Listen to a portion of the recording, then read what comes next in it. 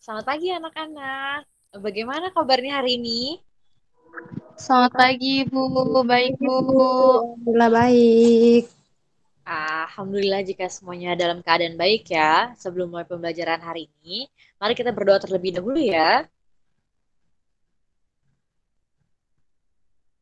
Berdoa selesai. Nah, sekarang saatnya Ibu absen ya. Nanti kalau kalian Ibu sebut namanya, kalian bilang hadir ya. Baik, Bu. Baik, Ibu. Bu. Baik, Bu. Hmm, Dimas Pratama, Hadir, Bu. Makfiroh, Hadir, Bu.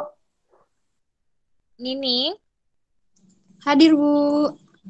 Putri Alivia, Hadir, Ibu. Muhammad Lega ada. Sepertinya tidak hadir, Bu. Tidak hadir, Baik. Bu. Tidak ada keterangan juga ya? Iya, Lega juga tidak mengabari, Bu. Baik. Selanjutnya, kita akan membahas pembelajaran kali ini ya, Kak. Kali ini tuh pembelajaran kali ini bermanfaat untuk kita menentukan kurang atau lebihnya suatu karya agar kita tuh dapat membandingkan karya satu dengan yang lainnya. Nah, di sini Ibu akan memunculkan eh, slide share dulu ya. Sudah terlihat? Sudah, Ibu. Ya, Sudah, di sini Bu. sudah ada. Apa prediksi kalian terhadap judul di samping? Di sini ada judul Sang Pemimpi. Kira-kira apa? Meraih mimpi, Bu. Terus? Mengejar keinginan, Bu. Hmm, ya, betul. Itu semua nanti bisa kita bahas nanti ya. Nanti kita akan bahas juga penggalannya yang akan Ibu tayangkan nanti ya. Terus selanjutnya kita akan membuat kelompok terlebih dahulu. Kita akan buat kelompok. Ya, nanti tugas-tugas setiap kelompok itu mencari tahu mencari tahu ya,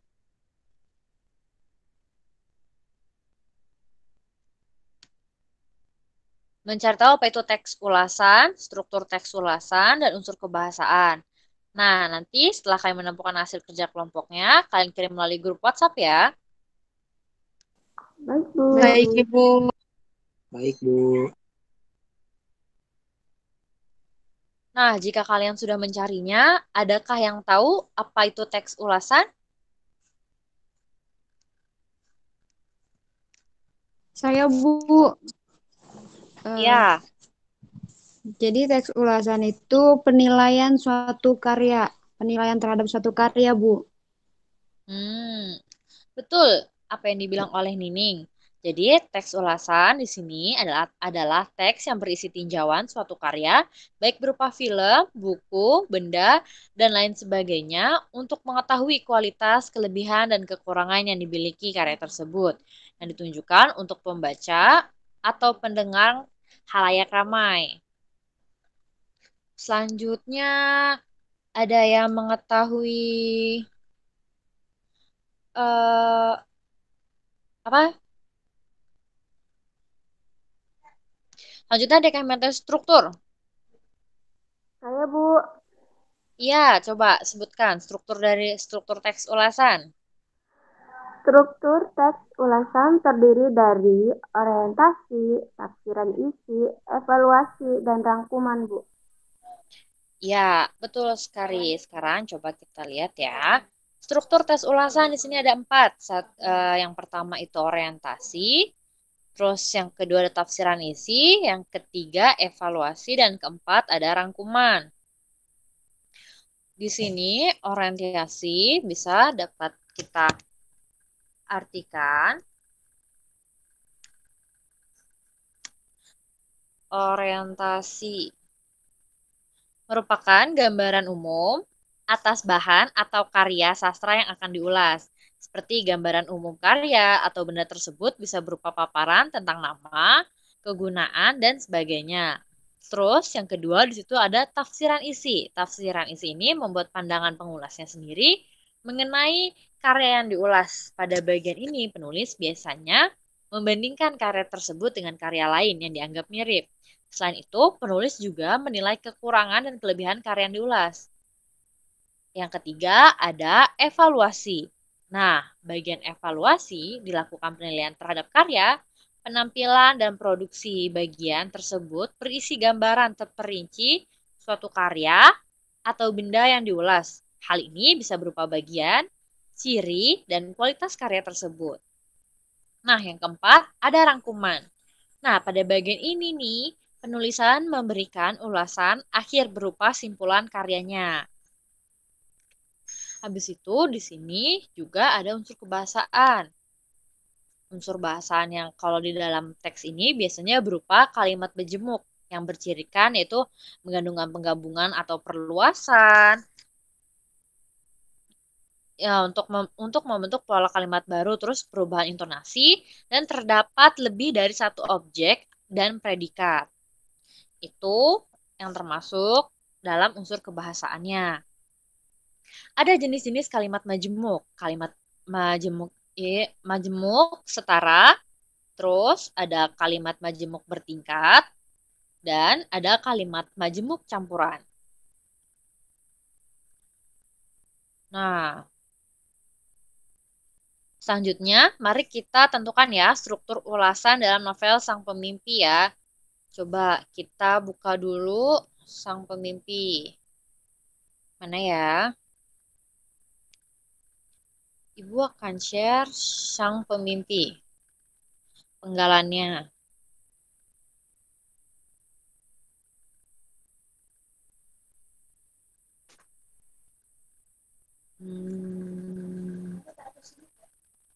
Sudah terlihat?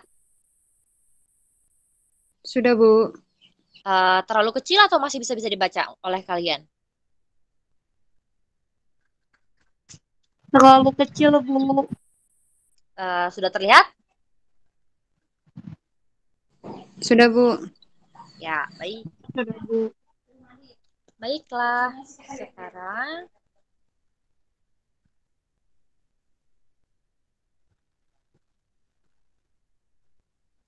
nah, coba Dimas, manakah yang dari teks tersebut nih, manakah yang termasuk dalam orientasi?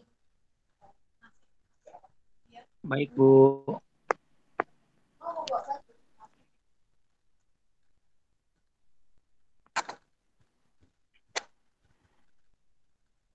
Yang termasuk bagian orientasi terdapat dalam paragraf pertama, yaitu Sang Pemimpi adalah novel kedua dari tetralogi Laskar Pelangi karya Andrea Hirata. Novel ini Ya, menceritakan kisah kehidupannya di Pulau Belitung yang dililit oleh kemiskinan. kita Seperti itu, tandai Bu. ya. Yang kita tandai bold ini berarti yang ini termasuk orientasi ya.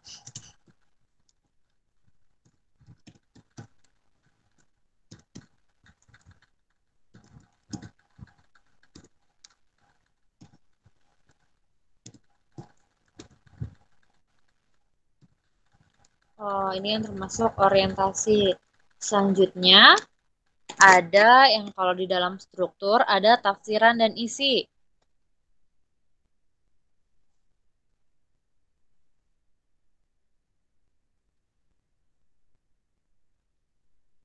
Tafsiran dan isi di dalam tafsiran yang dalam penggalan ini terdapat pada kata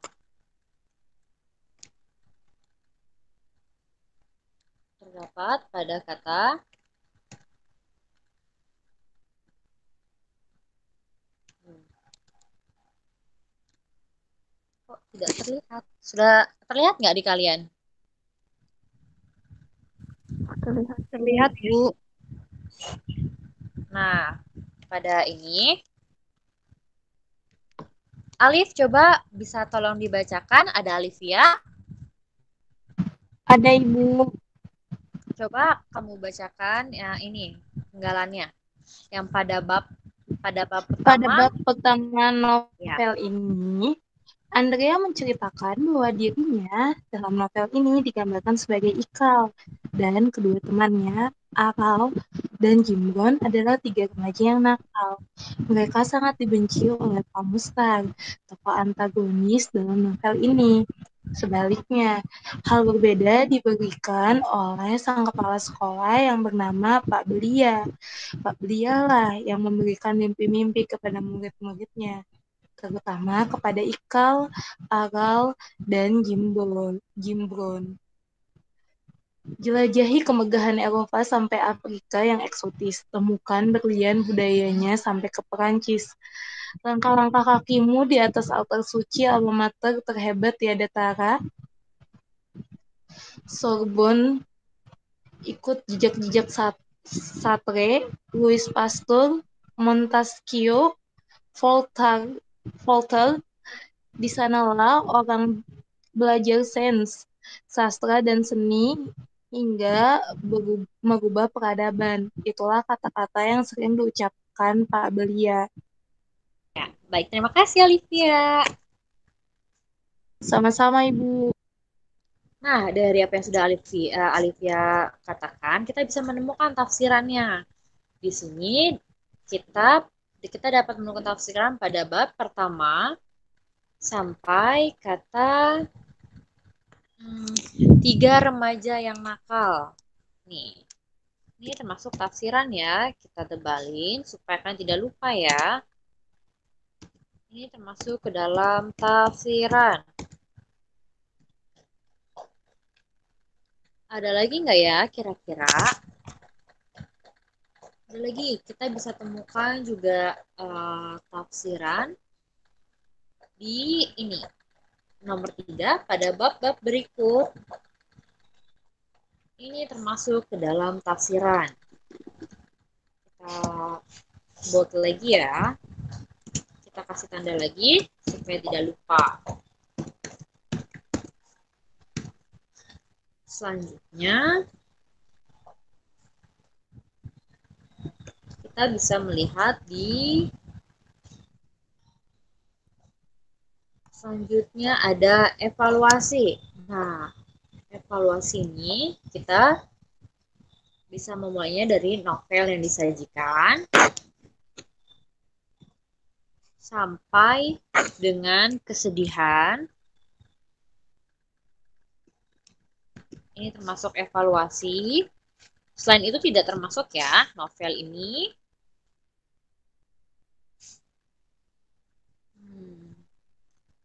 Dengan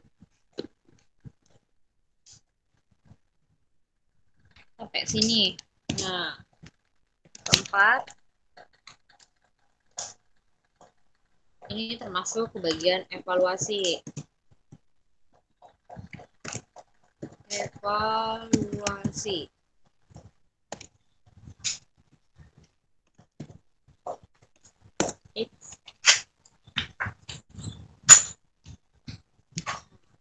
Ini masuk dalam evaluasi. Selanjutnya, rangkuman. Nah, rangkuman ini bisa kita mulai baca karena kan isinya aja kan. Nah, kita mulai dari novel ini sampai dengan negeri ini untuk mencari rangkumannya. Selanjutnya, nah, ini termasuk ke dalam rangkuman.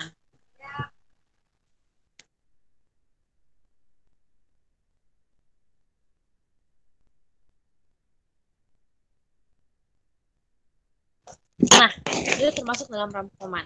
Jadi nanti setelah kalian sudah dapat menentukan kita bersama-sama ini, semoga kalian juga bisa dapat menentukan untuk tugas berikutnya ya, untuk menentukan itu orientasi, tafsiran, evaluasi, dan rangkumannya. Untuk tugasnya, nanti kalian membaca dulu novelnya ya. Novelnya Laskar Pelangi, ini kan yang pertama Sang Pemimpi. Pasti kalian juga sudah membacanya dong.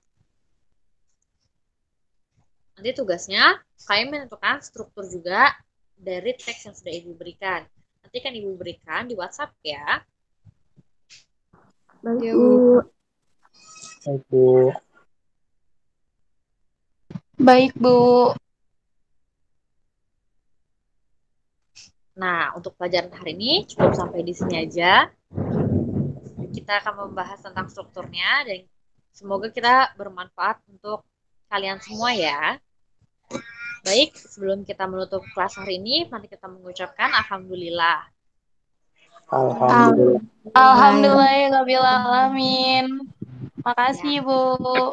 Iya, sama-sama. Baik ya, tutup ya. Sampai jumpa minggu depan lagi kita bertemu. Iya, Ibu. Sampai jumpa. Dadah. Makasih, Bu. Ibu. Iya, sama-sama. Ini cara matinya gimana ya? Titik 3 di bawah laptop. Oh, iya. Udah.